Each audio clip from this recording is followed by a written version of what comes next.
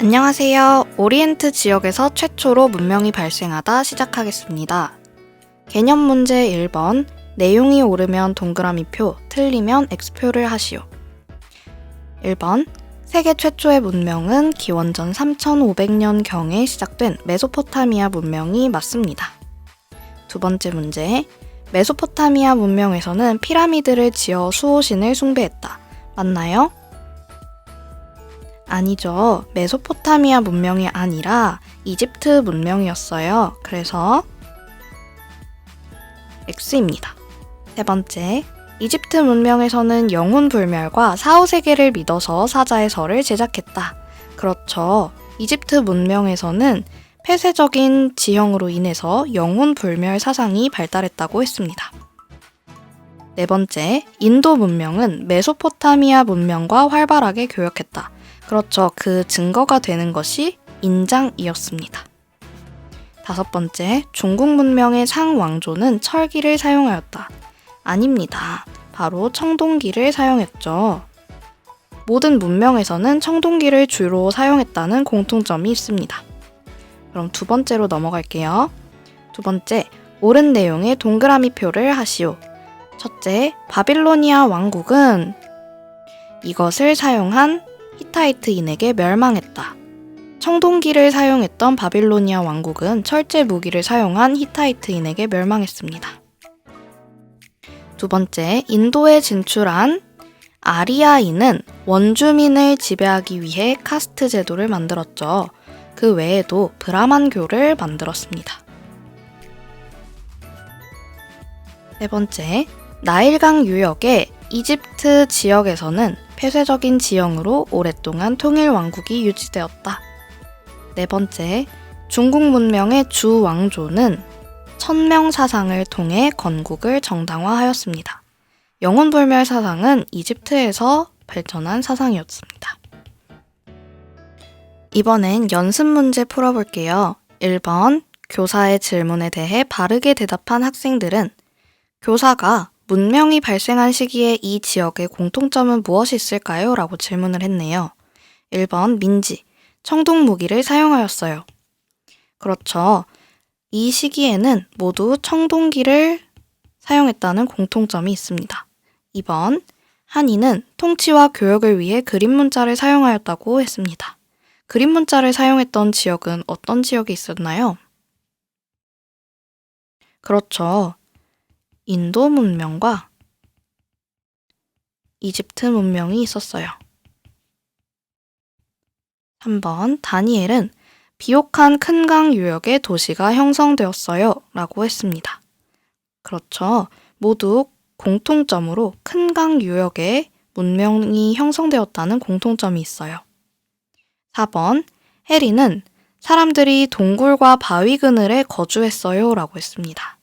이 시기에는 동굴과 바위 그늘에 거주하는 이동 생활을 하지 않고 모두 정착 생활을 했습니다. 그래서 틀렸고, 마지막으로 혜인은 생산물을 공평하게 분배하는 평등사회였어요 라고 했는데, 우리가 메소포타미아 문명의 함무라비 법전에서 보았듯이 이 시기에는 계급이 존재하는 사회였습니다. 그래서 불평등한 사회였기 때문에 5번도 틀렸어요. 정답을 고르면 1번과 3번이 있겠네요. 다음 2번으로 넘어갈게요. 다음 법전의 내용을 통해 알 수 있는 사회 모습으로 옳은 것은 이 법전을 보면 196조에 남의 눈을 상하게 한 자는 그의 눈도 상하게 한다 라는 복수주의가 드러났네요. 그리고 198조를 보면 귀족이 평민의 눈을 상하게 하거나 라고 나와 있어요.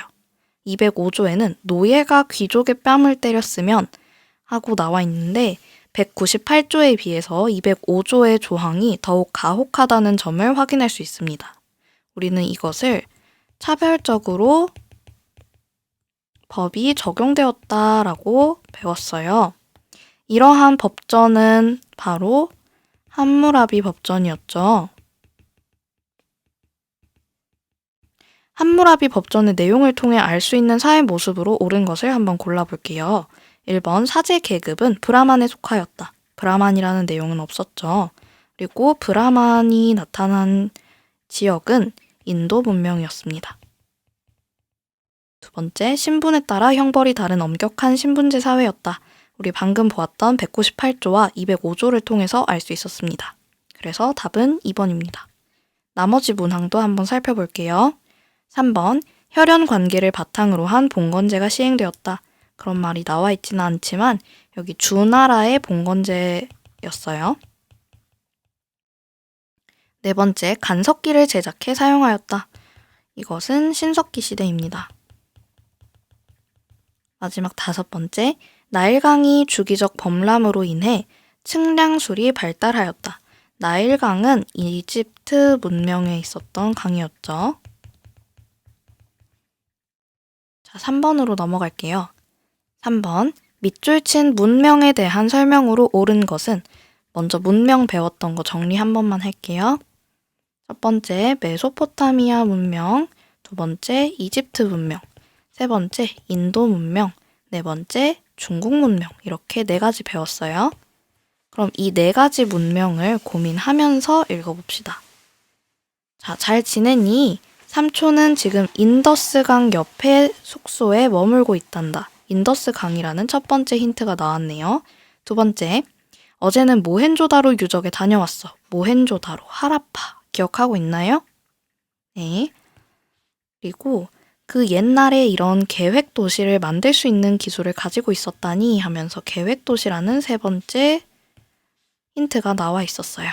우리 이것을 통해서 인도 문명이라는 것을 알 수 있습니다. 인도 문명에 대한 설명으로 옳은 것 한번 골라볼게요. 1번, 자연을 신격화한 브라만교를 믿었다. 그렇죠. 인도 문명에서는 브라만교, 카스트 제도 같은 것들이 나타났습니다. 두 번째, 파라오라고 불리는 국왕이 신권 정치를 펼쳤다. 파라오는 바로 이집트 문명에서 나타났던 거죠. 세 번째, 통치와 제사, 교육 내용은 쐐기 문자로 기록되었다. 쐐기 문자는 메소포타미아 문명이었습니다. 네 번째, 국왕이 신의 뜻을 묻고 이를 갑골문으로 기록했다. 갑골문, 오늘날 한자의 기원이 되었던 문자죠. 바로 중국 문명 중에서 상나라에서 나왔던 문자였습니다. 마지막으로 넓은 영토를 다스리기 위해 봉건제가 실시되었다. 특히 혈연적 봉건제가 실시되었는데 바로 중국 문명의 주나라였습니다. 그래서 답은 1번입니다. 마지막 네 번째 문제 한번 풀어볼게요. 4번, 중국의 상, 주 왕조 시기에 대한 설명으로 옳은 것을 보기에서 알맞게 짝지은 것은 기억, 천명사상을 통해 건국을 정당화하였다. 이것은 주나라에 대한 설명입니다. 주나라는 상을 정복한 왕조였기 때문에 이에 대한 정당성을 부여하기 위해 천명사상, 하늘이 너희를 우리 보고 통치하도록 명령했어 라는 천명사상을 통해 정당화했습니다. 니은, 재정일치의 신권 정치가 시행되었다. 이것은 상나라였죠. 디귿, 나라의 중대사를 점을 쳐 갑골문으로 기록했다. 이것은 위에서 봤듯이 상나라입니다. 리을, 나급으로 천도한 이후 급격히 쇠퇴하였다. 그렇죠. 이후에 춘추전국 시대가 펼쳐졌다고 했습니다. 그래서 리을은 주나라, 기역 리을은 주나라고 니은 디귿은 상나라. 이거 찾아보면 바로 4번이라는 것을 알 수 있습니다. 네, 오늘 이렇게 오리엔트 지역에서 최초로 문명이 발생하다 문제 다 풀어보았습니다.